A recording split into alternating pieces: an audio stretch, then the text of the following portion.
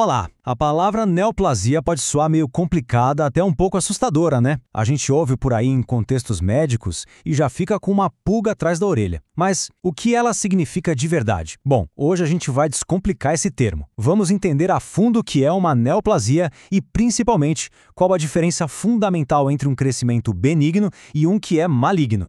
E para começar, vamos direto para a pergunta que com certeza todo mundo já se fez em algum momento. Afinal, todo tumor é um câncer? A resposta para isso é a base de tudo, e é exatamente o que a gente vai desvendar agora. E olha, a chave para entender essa história toda está nessa frase que até parece um trava-língua. Nem toda neoplasia é um câncer, mas todo câncer é uma neoplasia. Guarda bem essa ideia, porque no final dessa nossa conversa ela vai fazer todo o sentido. Prometo.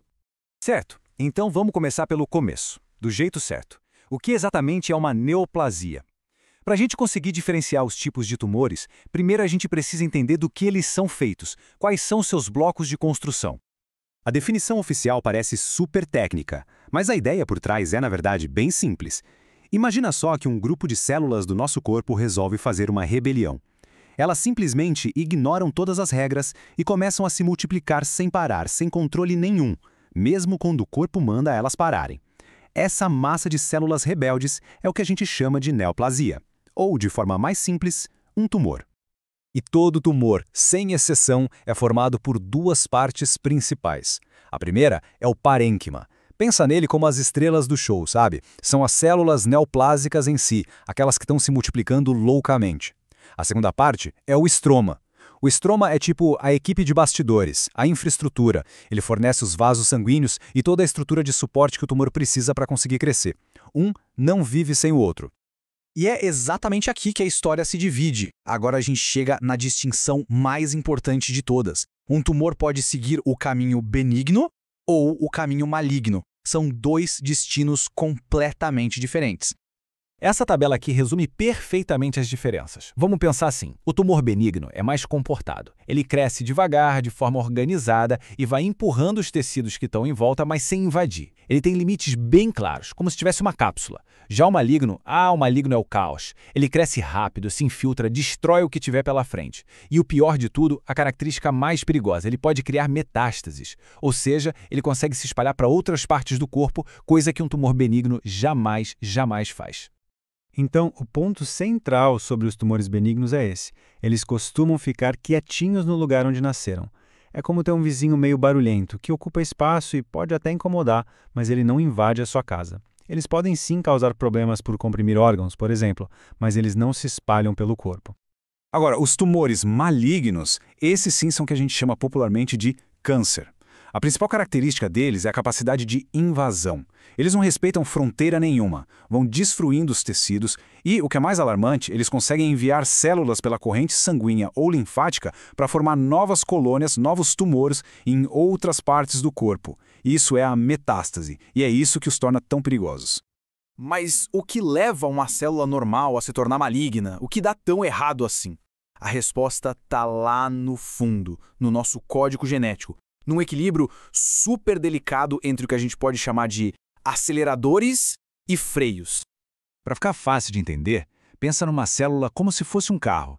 Existem genes que funcionam como um acelerador, são os oncogenes. Se uma mutação acontece ali, é como se o pedal do acelerador ficasse preso no fundo, forçando a célula a se dividir sem parar. Do outro lado, a gente tem os genes supressores de tumor. Esses são os freios. A função deles é mandar a célula parar ou consertar algum dano no DNA. Se esses genes sofrem uma mutação, é como se os freios do carro falhassem completamente. Agora imagina, acelerador no máximo e sem nenhum freio. O resultado é esse crescimento descontrolado que a gente chama de câncer. Geralmente, o processo é uma sequência de eventos. Numa célula normal, está tudo em equilíbrio, tudo funcionando bem. Aí uma primeira mutação pode ligar o acelerador. Depois, uma outra mutação pode desligar os freios. Com essa combinação de falhas genéticas, a célula perde totalmente o controle e começa a se multiplicar sem parar, dando origem a um tumor maligno. Ok, a gente já entendeu o mecanismo genético, essa bagunça que acontece dentro da célula. Mas a pergunta que fica é: o que causa essas mutações perigosas nos nossos genes? Muitas vezes, os gatilhos para isso tudo vêm de fora, do mundo ao nosso redor. Esses gatilhos são os chamados agentes carcinogênicos. Eles se dividem em 3 grandes grupos. Os químicos, como as centenas de substâncias que existem na fumaça do cigarro. Os físicos, como a radiação ultravioleta do sol, por isso a importância do protetor solar, ou os raios-x. E também os biológicos, como alguns tipos de vírus, o HPV é um exemplo super conhecido, que podem danificar o DNA das nossas células e dar o pontapé inicial no processo do câncer. Entender as causas é super importante, mas também é fundamental saber reconhecer os possíveis sinais de alerta que o nosso próprio corpo pode dar. É como aprender a escutar o que ele está tentando dizer. Agora, um ponto muito importante. É crucial entender que esses sinais não são de forma alguma um diagnóstico de câncer. Eles são bem gerais, mas funcionam como um alerta.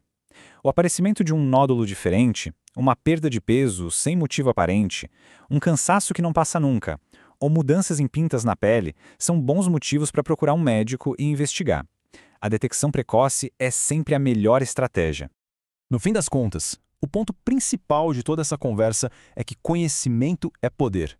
Entender a diferença entre benigno e maligno, saber que o câncer começa com falhas nos genes e conhecer os fatores de risco, tudo isso nos tira de uma posição passiva e nos permite tomar um papel muito mais ativo no cuidado com a nossa saúde.